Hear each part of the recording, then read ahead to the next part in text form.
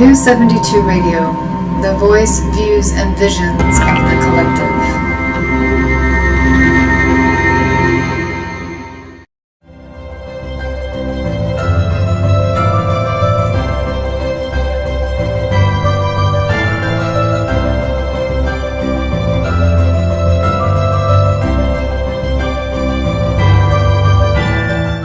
Well, good morning. Today is August the 9th, 2017, and we are marching toward the August 21st eclipse. I am Len Young, and with me is Rebecca Shaw. And usually we have Dr. Pavic with us, Stela Pavic, but she's unable to join us today. And as I was saying, our subject today is the solar eclipse of August the 21st. And how it relates to us health-wise. Are there any parts of this that can inform how we live our lives, and what might we do that could be fun and playful, but very helpful to us for long-term living? So I thought I would start with explaining a little bit of the solar eclipse to those who may not have read anything about it, but are aware of the excitement of millions of people who are moving towards the line of the eclipse, all the way from Salem, Oregon, to Charleston, South Carolina, and Georgetown, South Carolina. That arc of the solar eclipse is coming directly across the United States. And I think there's not a hotel or house to be rented or leased, certainly in the Charleston area. Have you been aware of that, Rebecca? Have you heard that?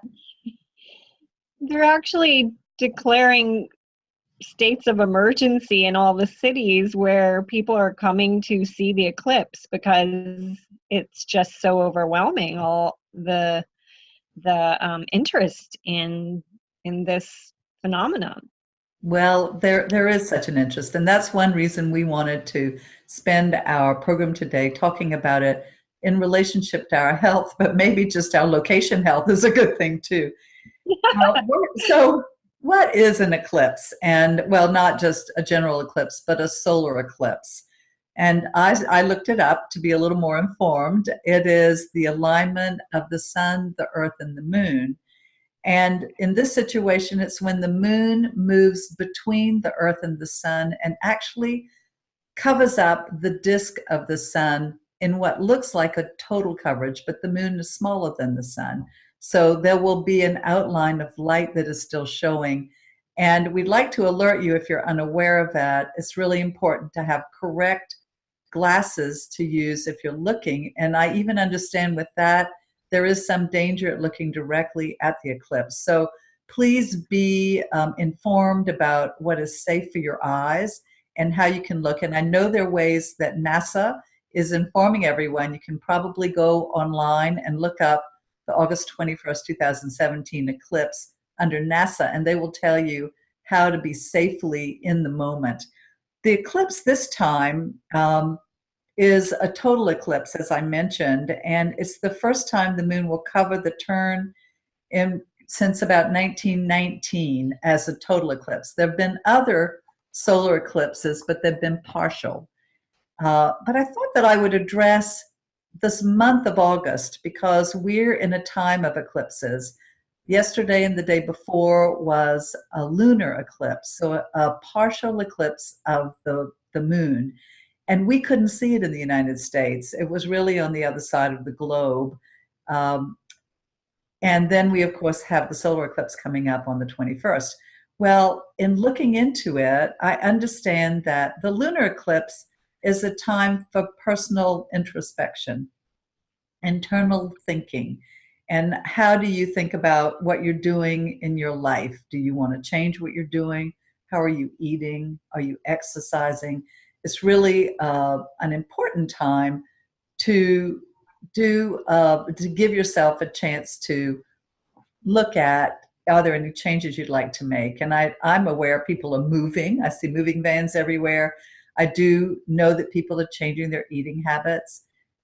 So, Rebecca, do you have any thoughts about that? Would you like to talk about just the lunar eclipse that's just passed and we're still in its shadow? It lasts for several days, so there's still time. Well, I think that, when we have these eclipses, people always are paying attention, and they feel them as something that's indicating change, or a need for change, or a need for introspection. And it's almost like the universe is making us stand up and really be present and pay attention. And so I think that it's a time to be looking at, as I heard it, kind of like a reset button. When that moon goes in front of the sun, we go dark for a minute, and it's time to really think about what it is we want to reset for this month of August. And Len, you had mentioned talking about health. And I think that that's a really important topic for many people, is to think about our health. And I'm a big proponent for what I call bio-individuality. And that is what you need for your person, for your being, for your body, for your mind, body, and spirit, that's individual for you. And so in this time of going dark, so to speak, a reset, it's really thinking about, what do I need to be healthier? And with that, I encourage people to break away from diets, in the sense that diets are somebody else's set of rules for how to be healthy or how to lose weight. And some of those aspects may work for you and some of them may not. You might find that there's some diet out there and 80% of it really works for you, but 20% doesn't. And when we really go deeper into bio-individuality, we're listening to the body, we're paying attention, we're going inside, and we're kind of resetting and deciding, what is it that's working for me in any aspect of my life? What is it that's working for me with my diet? And what isn't working? And when you really go deeper into that, that's that the moon is about intuition and what's on the dark side, the hidden. And so I believe that we really need to be listening to ourselves to decide, what is it we need to eat? What is it we need to do to exercise? What is it that we need to take into our mind, body, and spirit that's unique for us? And when we do that, I think we live more empowered and we actually can be healthier. And when we're feeling stuck, I think it's typically because we've set up some set of rules for ourselves, or we're following somebody else's set of rules for how to eat healthy and live. And sometimes, even if it's our own set of rules, if it was something we decided on a year ago, 2 years ago, even 3 months ago, it might not be working for us now. So I like to give the example of just something really funny and simple, but like bananas. Some people go on diets and they say, oh, bananas are high in sugar, I shouldn't eat them. And maybe at that time, that's right for you. But maybe 3 months later, your body's saying, I need potassium, eat bananas. So if we're living in the moment and we're really paying attention to ourselves, then we're really experiencing what we need in any given time versus following something that may have worked for us or someone else at a time in the past. So. Well, and along those lines, I've even thought of what I'm doing now myself, and I have felt in the last 3 months that I wanted to change what I was eating, even change habits that I've had for almost my entire life. So, well, Rebecca, that I am trying to cut out sugar. And so I've worked with Rebecca on this and going through her program.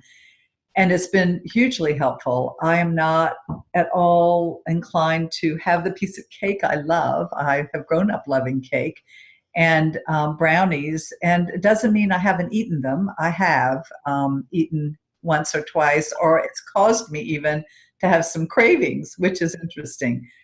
But I find overall, I am probably down 80% in picking up anything that has sugar in it. I'm reading on the backs when I go to the grocery store, and I actually feel a physical rejection of something, thinking, no, I don't want to put that in my body. And this is a choice I've made. Maybe in 3 months, Rebecca, as you say, I'll make a different choice, but it's really affected how I'm functioning. Even from having a glass of wine, because wine does have sugar in it, that I am not having as many glasses of wine. And at first I thought, oh, I'll be really sad about that. But there are other alternatives. I've got nice juices that I'm drinking, even with natural sugar in it. And it's making a difference, and I'm drinking a lot more water. So from a personal standpoint, it actually has affected my communications and my relationships because I am calmer. I feel more of a calm in my body. And perhaps at this time, when the moon is saying, from a female standpoint, because the moon is often thought of as a female entity, give yourself some thinking. Think about where you are, slow down a little bit. See if you can wake up 3 minutes early and lie peacefully in the bed and think about your day. Think about the people in your life. Are there any friends you'd like to see, people you'd like to spend time with? Is there something going on at work, as we've discussed before? Is this a time when you can contemplate a kinder or gentler way of approaching a team project that might be stymied and is not moving forward as everyone hoped it would? I mean, these are things to consider again. Well, I'd like to go back again to the solar eclipse and talk a little bit about what that is for the Earth as well. Because for humanity, the solar eclipse, in an astrological way, represents the Earth cleansing. It gives the Earth a chance to be introspective, which is funny. It means, we're giving a character to the Earth. And she has been thought of as a she as well. She has a number of names. Pachamama in the Ashwar Indian term, Gaia from the Greeks. So Mother Earth has a chance to cleanse. So I know Oklahoma just had 7 or 8 earthquakes, small ones up to just over 5.1, I think. So there are cleansings going on for the Earth.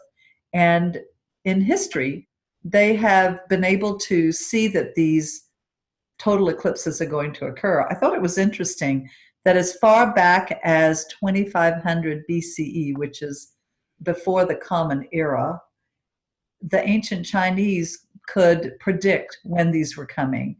And the Babylonians could too. And of course, it comes forward from there, the Egyptians. And we have actually, Kepler in 1605 said there was going to be a total eclipse. So there's been a real acknowledgement of this total eclipse and how important it can be for the Earth, the healing of the Earth.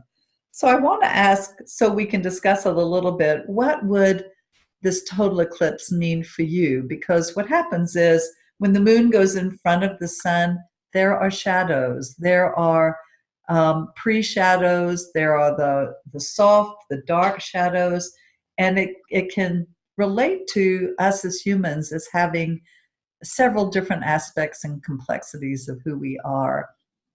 It gives you an opportunity, a real opportunity to think about what you do. Do you have any thoughts about that, Rebecca? Well, I think that any time, I'm a very introspective person to begin with. So I think that any time we take the time to stop and go within and go dark is helpful. In fact, the work that I do with hypnotherapy is all about going inward into the unconscious mind or the hidden to harvest wisdom. And wisdom that can complement what we already know cognitively, or it can sometimes even trump what we know cognitively. And I'm finding that many people are really being attracted to this time of the eclipse because they feel like and hope that it's bringing change, I think, more for our world in general. And the moon coming in front of the sun, the moon being the female aspect, and the sun being having more male qualities, is the female stepping forward. And they say that in numerology, when we stepped into year 2000, and we're coming on year 2020, that the number 2 is related to the feminine. And so I think that more and more people are looking to discover how they can make peace with their more feminine aspects, the emotions, and still feel empowered. Mm-hmm. I think more and more people are looking for ways to harvest that inner wisdom and doing more things to discover and actively use their intuition Mm-hmm. for things like health. Again, stepping away from those rules, which is the left brain and the logical mind. It's the masculine way of reaching out and grabbing data and coming up with a solution, whereas the feminine, the moon, the dark, is more about intuitive, instinctive ideas, nonlinear ways of problem solving. Mm-hmm. So that's where I kind of what I think about that. So Well, and what you just mentioned is really valuable for us to even give some examples of what people can do to even access that. If you're by yourself, even sitting quietly and trying to get rid of the noises around you, the refrigerator, the air conditioning, any noises like the outside cars, if you can find a quiet place where you hear the quiet, where the sounds of the quiet come through, you might even hear birds, you might even hear the wind. It's a way to begin to give your own inner thinking an opportunity to come through. So, planning that is not as easy as it might seem if you have a really busy day from the time you put your feet on the floor till you go to bed at night. Put time in your day for that, even if what you do is say, I'm going to wake up 5 minutes early, or I'll get up and the first 10 minutes of my day will be for me, or the first hour of the day will be for me. And I see we have some visitors today, and I'm not sure if my cousin Helen is on, but if you are, I want to use her as an example because I was staying with her recently and I watched her early morning ritual, and it's a really valuable one. She gets up, she has a dog, and immediately gets her coffee, which is important to her, and they go on a walk. So it is a very quiet time of the day. Most of the neighborhood is still quiet and in their homes, even if they're awake. And she is out walking. And sometimes she walks for an hour, sometimes a half an hour. But her body gets attention, her dog gets attention, and she is contemplative. She can think of what her day is going to be about and what she might do to participate with her family. So I think if you can bring your attention to yourself right now, it's important. Instead of unconsciously going about your day or even about your month, that every day you wake up and think, what is my day about today? And do I want to intercept it with some of my own thoughts and decisions to do something, or will I just go on about it the way I'm doing? Even being conscious that you've made that choice is a consciousness and an awareness of giving yourself something pre-thinking, I would say.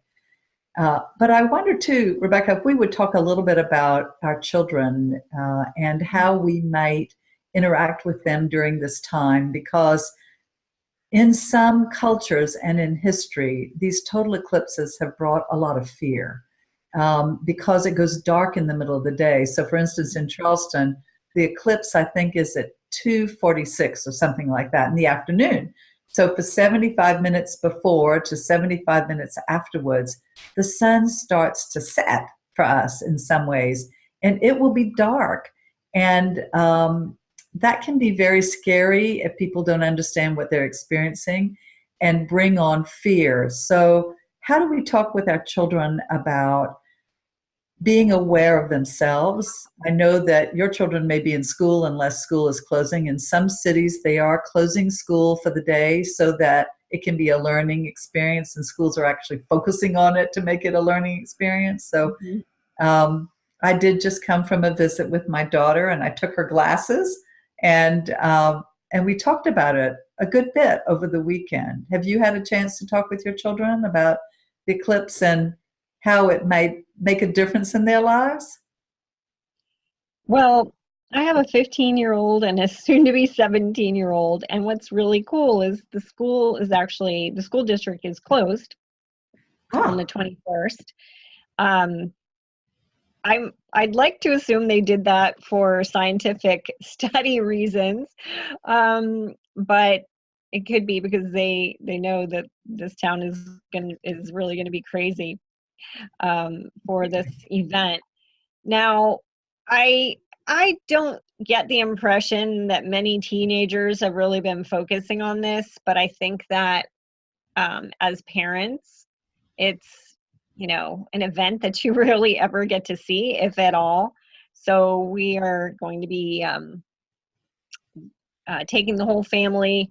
A friend of mine has 50 pairs of these glasses, and we're going to go out on her dock and watch the eclipse. And I think it's one of those things for kids where they don't understand, or they'll not get the full meaning of it or the power or the beauty of it till later on in life, and that's okay. But that's just where my teenagers are with it, on it. Yeah, that's fair enough. My daughter is 34 and son 30, and I haven't mailed him glasses yet, but I bought a lot of them as well. And Caroline laughed when I said, "Oh, I brought you these glasses so you can have several people over and you can gather to be around for the eclipse, even though it's going to be partial in Canada where she is." We then talked about the time it is, and that if she feels any shifting going on, that there is a sort of an energy in the environment of odd things happening. So, for instance, out of the blue, that one of my sisters had a car accident, and it was an unusual car accident in an area where there are always very safe drivers, and but there are odd things going on with people's behavior. And if you're aware of that, or you're aware of illness coming on, I am just wondering if it doesn't really greatly relate to the change that the earth is giving us, because I do think the earth is shifting, and in a big way, even with discussions about global warming and how that can affect us. But I did talk with Caroline about her own habits and eating and what diet is. And I think for all of us, it's important to give ourselves that opportunity to focus inwardly right now, because the earth is going to do it. We might as well move with the flow instead of go about aimlessly unaware of changes that are occurring. But as far as your own thinking goes, those who are listening, it would be valuable for you to think about your health. And is there anything that has come to you recently that you wanted to pay attention to, from your skin to your eyes to your ears? Are you hearing well? Is there anything bothering you? Do you feel fabulous? And if you do, what are you doing right? And continue doing it. Does your body need to move more? Do you need to exercise more? And is it something you can just simply do in your own home? You don't have to go out. And even if you're tight, if your budget is tight, it's not expensive to eat well if you plan it. It just takes planning. Do you have any comments about that, Rebecca? Because planning can be important on a budget. I agree. And I think I'd also add thinking about emotional health and mental health. Yes. And what you can do this month or any time is, what are you doing for that? Or what's, what might you need to change in your life to feel a sense that you're improving your emotional or your mental health? And those things are very subtle. And I don't think they're always things that we put a lot of consciousness into. But for example, emotional health. I'm a big advocate for what I call daily emotional hygiene, where you're doing something every day to clear your emotions, the emotional stress, so that it doesn't build up. Because when it does build up, that's when we tend to want to compensate with some of the unhealthy habits. And mental health, what is it? Are you surrounding yourself with people that support you in greater levels of health and well-being and personal achievement? Are you feeling obligated to spend time with family members, friends, or colleagues that energetically siphon energy off of you or bring you down? And sometimes just having the awareness that these things are going on is the first step. Just having an awareness that, you're carrying some stressful emotion that you need to think about addressing is the first step. So it's that going dark, going inside for a moment, maybe just in the time that it takes or less for an eclipse, and really thinking about what you can do to be feeling better on those levels as well. I think that's very valuable. This could also be a time when you reach out and ask for help. If you think you have done as much as you can on your own, it is great to have another set of ears. And it could just be a friend. It doesn't always have to be a professional. And then there are times when you want to be in touch with someone who is working in a field who could give you some tips on how you might move forward. And I would say, too, is one of the last things that we can discuss is take time for your friends and for your family. You can't regain the time. If someone looks like they need some attention, take that hour. It's okay. You can regain that hour, or the universe will make time for you to make up whatever you needed to do in the time you take for a friend. And I'm talking about if you're walking in the grocery store and you see someone you haven't seen in a long time and they look like they're just burdened. Take a few minutes and ask them how they are, tell them about your family, share information. Perhaps they will share with you in a way that just unburdens them, and then go about your day and know that you did something for yourself that might have helped them as well. I find that helps me a lot. And even on the airplane coming back from seeing my daughter, there was a man sitting next to me who clearly had had a head injury or some kind of injury. And since I work with a lot of people who have difficulties, I thought, okay, take time. You don't have to read your book this whole time. Spend a little time talking with this person. And I felt the richer for it. So do you have experiences like that, Rebecca? We only have a few more minutes, but. Yeah, I think just being in the moment is what you're talking about. And again, that's what is so powerful about this eclipse, that everyone's going to stop what they're doing and pay attention to something that's happening in the moment now. And that's when we feel the most alive, I think, is when we're in the moment, paying attention to our surroundings, paying attention to what we're feeling, paying attention to the body, paying attention to what the person next to us is feeling and saying. And that's what I'd like to leave people with, is be in the moment, enjoy every second, find ways to always be reaching for the better feeling or the better thought, because that's the only moment you have. Oh, great way to end. And we'll look forward to seeing you in a month, the second Wednesday of the month. And Stella will be back with us then, and we will have fun discussing a subject that we'll come up with. So have a great month and enjoy the eclipse. And we hope you experience great changes. Have a great day. Bye. Bye.